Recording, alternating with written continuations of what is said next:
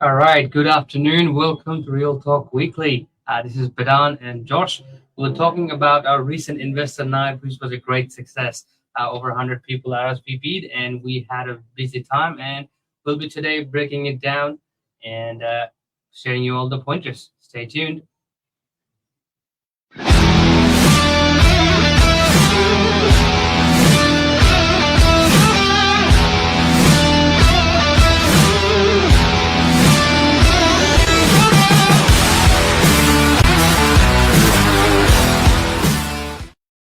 All right, here we are. How's the day been for you, Josh?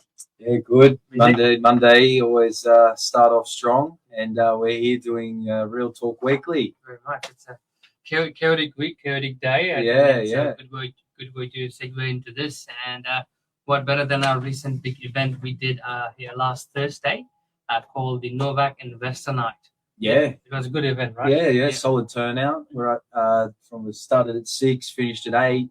Like Bidan said, we had close to 100, over 100 people come in and visit. Some really cool talkers, and we want to discuss a bit on those topics tonight. And in case you missed it, there is a recording out there as well that we can reference if you want to watch the full presentation from last Thursday. But we just thought we'd go quickly through probably some of the biggest points we thought or took from the night. So in terms of speakers, you had Mark, Lisa was hosting, then you had, I think it's Bradley Beer, is it? Bradley Beer from BMT Depreciation. So we'll go through on a few points there. And then we had ZM Partners, Maurizio. Maurizio. Really good with numbers. Very smart guy, and he had some discussions from an accountant's perspective around obviously new capital gains discounts, negative gearing, off the plan property, et cetera. So we thought, you want to start off with depreciation bids. It's probably something that's left under the rug, but from looking at it, there's some big claims to be made. A lot, and people are actually surprised when Bradley kind of broke everything, all the numbers down, and see how much they're actually leaving on the table, how much they could be taking home. So before I get in there, as Josh mentioned, there is an online video of that event night, which is in our social media platforms, and there were slides that were used that had the real numbers. If you want those slides, all you have to do is text budget or unlocked in the number 0460 111 111. If you text budget or unlocked at 0460 111 111, you will get all those slides prepared by the speaker, so you can listen to the video and go to the slides as well. Now, coming to the event, I think it was a very informative event. Like for us being in day out, there are some simple things that will help us help our investors and landlords, and day to day how we meet people. And the most important part is depreciation. And now the government as well focusing more on the new builds. There's so much to claim. They recently finished one here in Havana, 8 Oaks Avenue, and they created a very realistic depreciation numbers. And in a brand new 2-bedroom unit bought for 1.3 million, the depreciation in the first year was close to $17,000, which is a big number. Massive. Right. And if you don't do it right, like there are things where you just do the numbers just go the normal way, not being clever with numbers and what to claim, what not to claim, which of course your accountant would know. Us as agents, we're just there to let you know, hey, this can be done. Yeah, fantastic. Simple things like that. And also not just brand new. What Bradley mentioned is that most people, when they buy in an old property, 70s, 80s built, they just raise their hand saying my property is too old, nothing can be claimed. But there's still some money left there to be claimed. I think it's built after 87. Yes, 87. very true. Yeah, anything built after 87, there could be deductions there that you haven't made already. And you can make past claims that you're up to date with. Very true. And we're talking about the brick and mortar guys. So although your property value goes up over time, the tangible, your brick and mortar, that's the stuff that depreciates. And that's what you take into account. I think it's around over an average of 40 years, you're probably getting an average 2.5% claimer on the building itself. Sure. Yeah, so very important. And with all the negative gearing coming out of the market, you try to make any deductions you can. Very much. But some benefits there still to brand new, obviously. Very much. We're brand new quite a lot. Like as mentioned in Bradley, the slide did mention like what a normal breakdown would be of your normal what we call depreciation estimate versus when BMT or your accountant does it right. There was closer to $3,000 to $4,000 difference in between those two.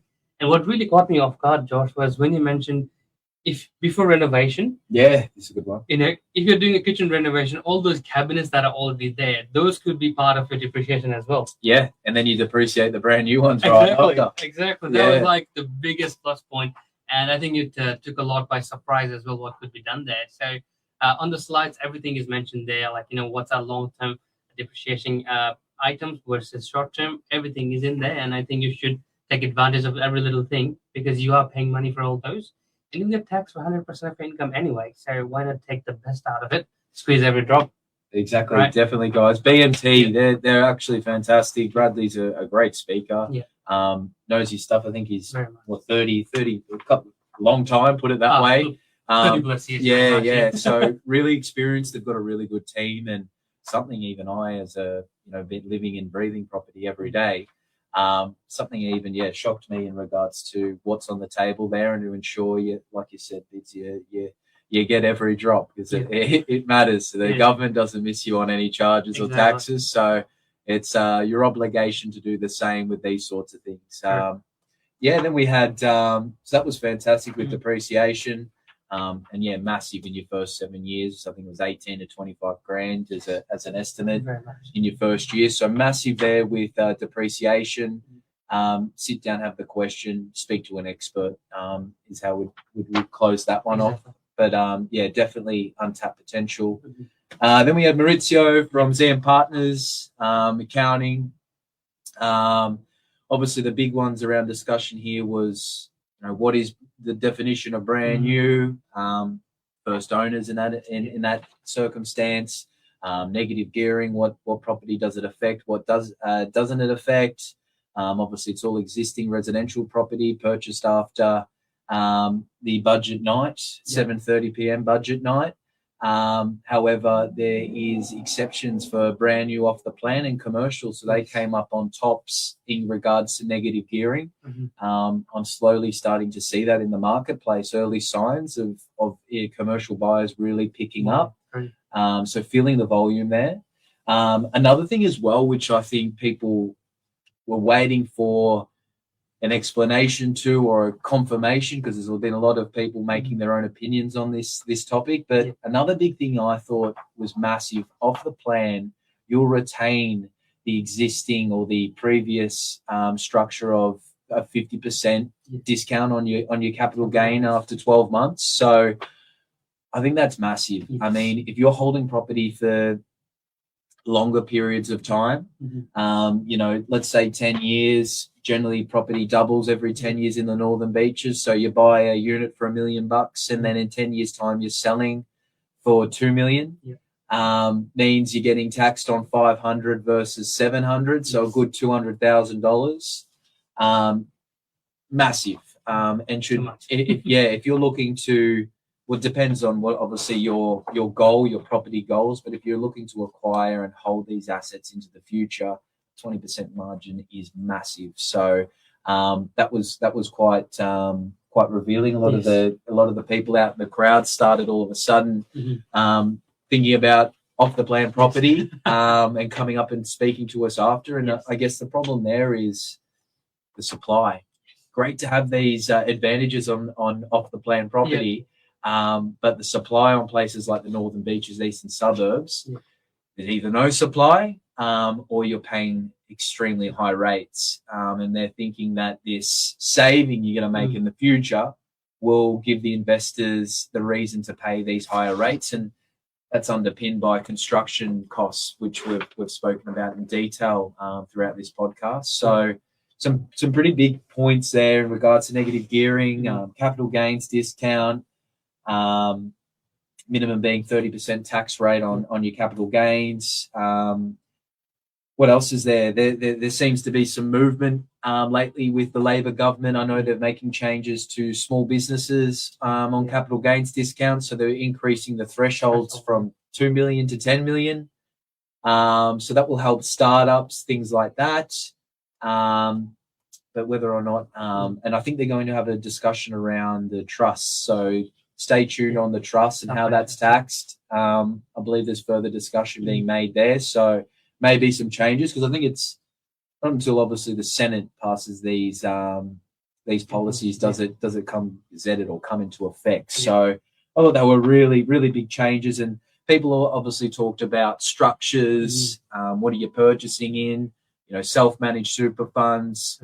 There was some comments by Maurizio around, not necessarily just jumping to company structures or self-managed super funds. There needs to be some level of risk management, especially when it's your super and you're depending on that in your later years. So again, topics around that were speak to your accountant, speak to a professional, get an idea. One thing I definitely thought hit home from Maurizio, and definitely something that I am getting out to all my landlords that are looking to hold property post July 2027 is get a valuation done. Oh yeah, that was a big point. Get a valuation done, guys, because with this capital gains and how it's going to be calculated is so your capital growth from when you purchase the property up until the change in July 2027, that growth there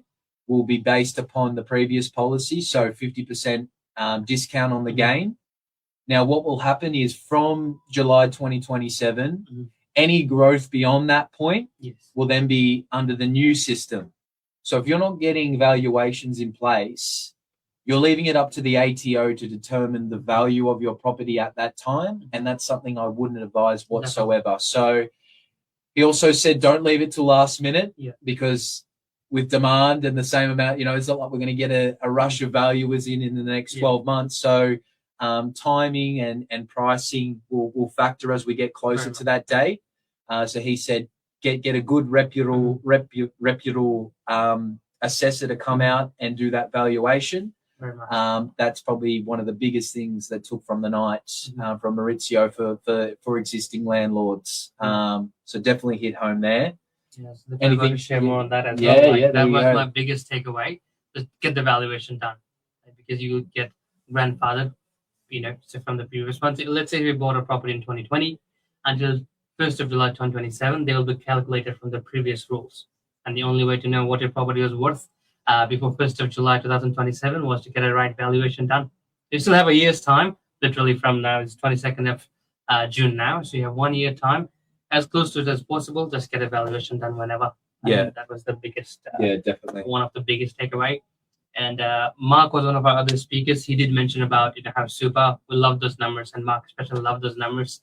Like we talked about how DOI has done, how Northern Beaches has done in the last 10 to 40 years. And from all that data, we just can predict that rental markets are going really high up, and the strata units will perform really high as well very soon, according to what Mark Sada has performed there. And super, as always, houses to sort of flatline. Yes, flatline. That's true. Flatline. Yeah. And there was a pretty good question from the audience in regards to sort of two markets in one when it comes to the unit market, because I guess this probably affects that market more so, and that's your tenanted investments. Are you selling to an investor versus an owner-occupier? And I'm definitely seeing this in the marketplace. Your investors seem to have either left the market or take their time to make a decision currently. So you've got a less competitive campaign. So I really think if you've got a tenanted property and you're looking at putting it up for sale, be patient, wait. It's probably the best decision to move your tenant out, make updates if they're needed. So in the terms of renovations, lighting, paint, if you're wanting to achieve the best result on a unit sale, your buyer is going to be an owner-occupier, and then you are competing with the existing stock on the market. So I think renovated product, accessibility, because you want to be thinking of your downsizers that don't want to be doing stairs. I think they're massive things in the market now, and I'm definitely seeing property that hasn't had the love per se because they've had a lovely tenant in there over the last couple of years. Those properties seem to be on market longer and struggling in terms of price performance. So definitely two sort of segments in the market. You want to be presenting that property to an owner-occupier. That's definitely what I've taken out of the recent changes in buyer activity. Commercial on the way up, and then self-managed super funds. I did a topic on this last week. I think we've gone from about, I think it was $13 billion in the last 12 months has been transferred over into self-managed super funds. At an average super fund of around 188,000, that's 189 applications a day for self-managed super funds.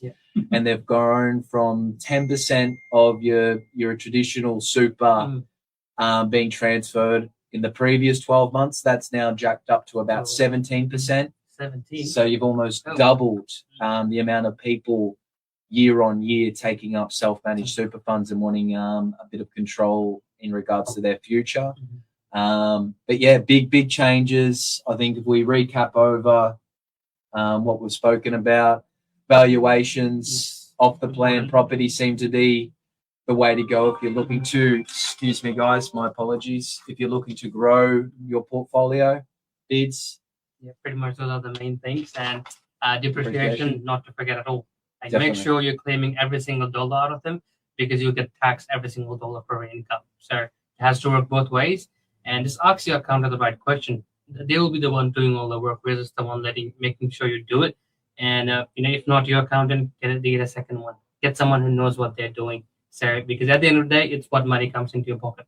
Definitely. And guys, like we said, if you want to relook over that that presentation, text 0460 111 The board. budget. Yes. Budget, and you will have that presentation to view. And there's some leading experts in industries talking there. So definitely information worthwhile, and everyone that attended seemed very happy with it all. And they were asking when the next one's going to be, right? Like, so exactly. It was a good event. And guys, if you're wanting to find a little bit more, of course, always reach out to Vedant and myself. Happy to help. Thanks for tuning in tonight. Hope you grab something from it, and have a lovely week. Cheers. Have a good day. See you guys. Have a good night.